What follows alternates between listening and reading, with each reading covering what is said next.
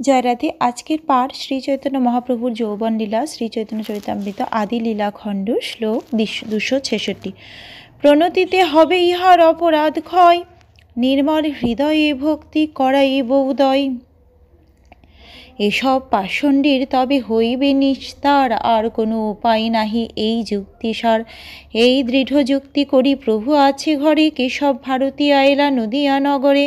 প্রভু তারে নমস্করি কইল নিমন্ত্রণ, ভিক্ষা করাইরা তারে কইল নিবেদন। প্রণতি নিবেদন করার ফলে তাদের অপরাধ ক্ষয় হবে, তখন আমার কৃপার প্রভাবে তাদের নির্মল হৃদয়ে ভক্তির উদয় হবে। এভাবেই পৃথিবীর সমস্ত পাষণ্ডী উদ্ধার হবে, এছাড়া আর কোনো উপায় নেই এই যুক্তিটি সার।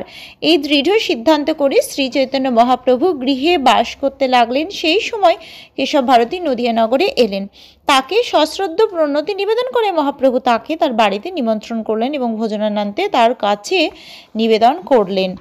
বৈদিক সমাজে প্রচলিত রীতি হচ্ছে, যখনই কোনো অপরিচিত সন্ন্যাসী গ্রামে অথবা শহরে আসেন, তখন কেউ তাকে তার বাড়িতে প্রসাদ পাওয়ার জন্য নিমন্ত্রণ করেন। সন্ন্যাসীরা সাধারণত ব্রাহ্মণের গৃহে প্রসাদ গ্রহণ করেন, কেননা ব্রাহ্মণেরা নারায়ণ শিলা বা শালগ্রাম শিলা পূজা করেন এবং তাই তাদের গৃহে সন্ন্যাসীরা ভগবানের প্রসাদ গ্রহণ করতে পারেন।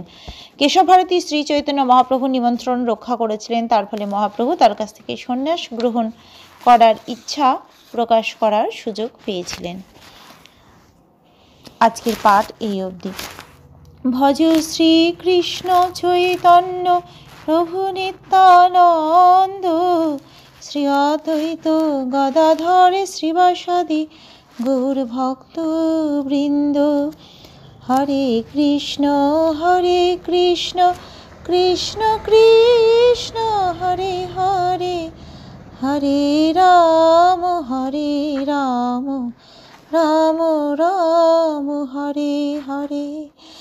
জয় রাধে জয় রাধে, জয় রাধে জয় রাধে, জয় রাধে।